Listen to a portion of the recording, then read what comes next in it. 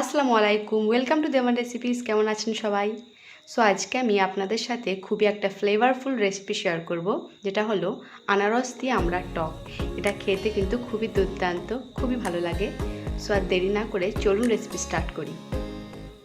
So first আমি আনারসটাকে কেটে ছোট করে পিস করে নিয়েছি। এটাকে এবার মিক্সিতে অ্যাড করব।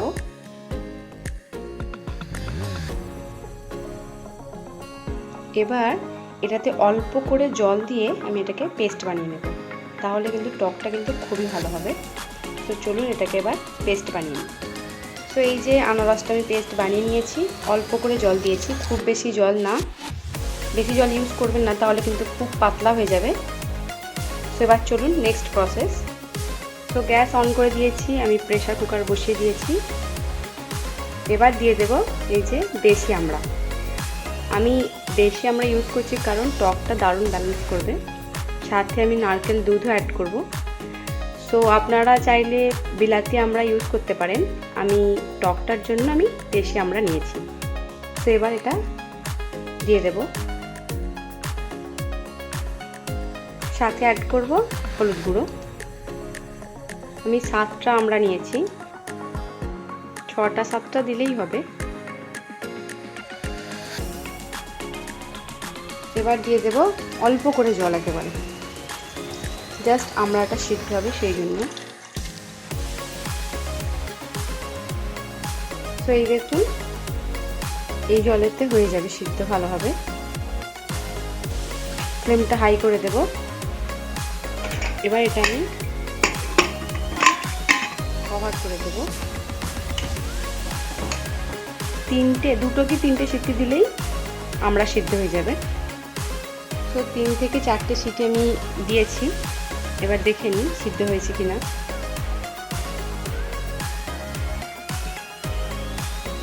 হ্যাঁ, ভালোই সিদ্ধ হয়েছে। এবার এই যে জলটা আছে আমি একটু কমিয়ে নেব।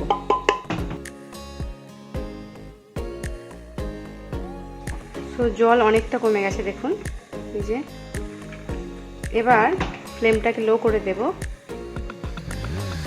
এবার অ্যাড করব এই যে আমার আনারস, পেস্ট করা আনারস।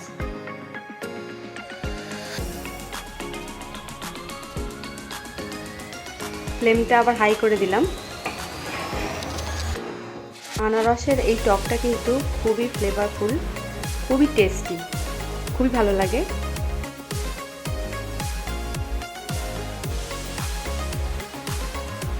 তো ভালো করে ফুটিয়ে নেব। একটু জল কমে গেলে আমি আমড়াগুলোকে একটু নাড়াচাড়া করে দেব, যাতে ওর যে পাল্পগুলো আছে সেগুলো খসে যায়। টেস্টটা কিন্তু খুবই ভালো হবে আমড়াগুলো একটু এরকম পাল্প ছাড়িয়ে দিলে। একটু জলটা কমুক তারপর। তো জল কমেছে অনেকটা। এবার আমি একটু পাল্পগুলো ছাড়িয়ে দিই এইভাবে।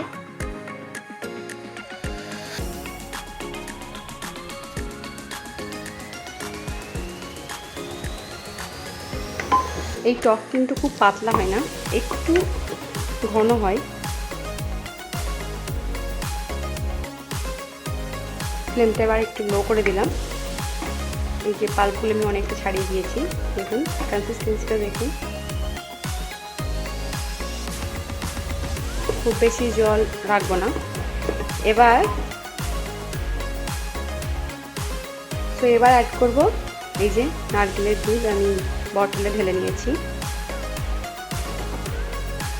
একটা নারকেল আছে, এটা অ্যাড করবো। এবার ফ্লেমটা হাই করে দিলাম। সাথেই অ্যাড করব চিনি। এই টকে কিন্তু অনেকটাই চিনি লাগে, একটু বেশিটাই দিলাম। এই টকে কিন্তু একটু বেশি মিষ্টি লাগে, তবেই কিন্তু ভালো লাগবে। আপনারা চিনিটা ঠিকভাবে ব্যালেন্স করে দেবেন, সাথে নুনটাও ঠিকভাবে ব্যালেন্স করে দেবেন। এবার এটা ফুটতে থাক। এবার এটা একটু ফুটে উঠুক। এখানে আমি জল ইউজ করিনি, জাস্ট আমড়াটা সিদ্ধ হওয়ার জন্য অল্প করে জল দিয়েছিলাম। বাকি আছে নারকেলের দুধ, তবেই কিন্তু ভালো হবে। আর নারকেলের দুধ আপনারা যখন গরম জল দিয়ে বের করবেন তখন কিন্তু অল্প জল দেবেন। বেশি পাতলা করলে নারকেলের দুধটা ভালো হবে না, টেস্টটা তাহলে কম হবে। সো এটা ফুটে উঠেছে, একটু নেড়ে দেব।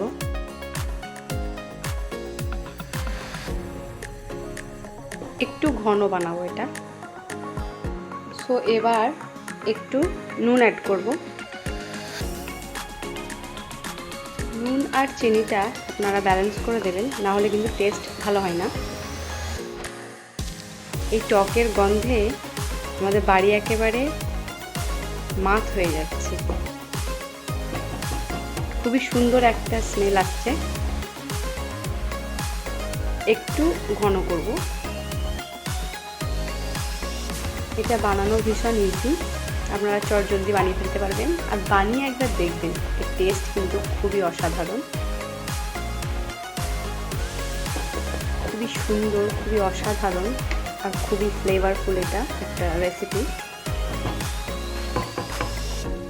তো এই যে টকটা আমার অনেকটা ঘন হয়ে এসেছে, আর বেশি ঘন করব না। এবার অফ করে দেব। এবার দিয়ে দেব রসুনের ছ্যাঁক, যেটা দিলে এই টকের কিন্তু শান বাড়িয়ে দেবে। তো চলুন এবার রসুনের ছ্যাঁকটা দিয়ে দিই। তো কড়াই বসিয়ে দিয়েছি, ফ্লেমটাকে হাই করে দিলাম। দিয়ে দেব সরষের তেল।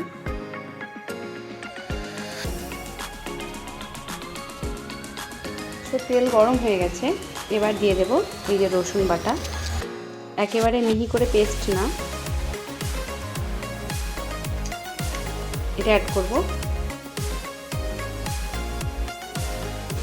ফ্লেমটা লো রাখবেন, না হলে কিন্তু রসুনটা পুড়ে যাবে। একটু ব্রাউন করে নেব। সো রসুনটা অনেকটা ব্রাউন হয়ে এসেছে, আর একটু ব্রাউন করে নেব।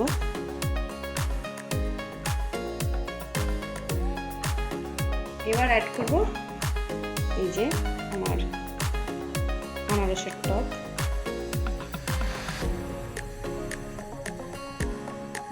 মাশাআল্লাহ, আমার আনারসের টক রেডি। চলুন এবার প্লেটিং করি।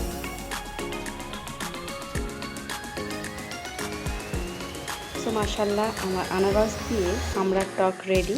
দেখুন কত সুন্দর হয়েছে, টেস্ট কিন্তু খুবই দুর্দান্ত হয়েছে। সো এইভাবে আপনারাও বাড়িতে ট্রাই করুন, আর অবশ্যই আমাকে ফিডব্যাক জানান যে আনারস দিয়ে আমরা টক কেমন হয়েছে। রেসিপিটি যদি ভালো লেগে থাকে তাহলে অবশ্যই লাইক করুন আর বেশি করে শেয়ার করুন। আমার রেসিপিগুলি কেমন লাগছে আপনাদের অবশ্যই কমেন্টস করে জানান। আর হ্যাঁ, চ্যানেলে নতুন হয়ে থাকলে সাবস্ক্রাইব করতে কিন্তু ভুলবেন না। ভালো থাকবেন সবাই, আল্লাহ হাফেজ।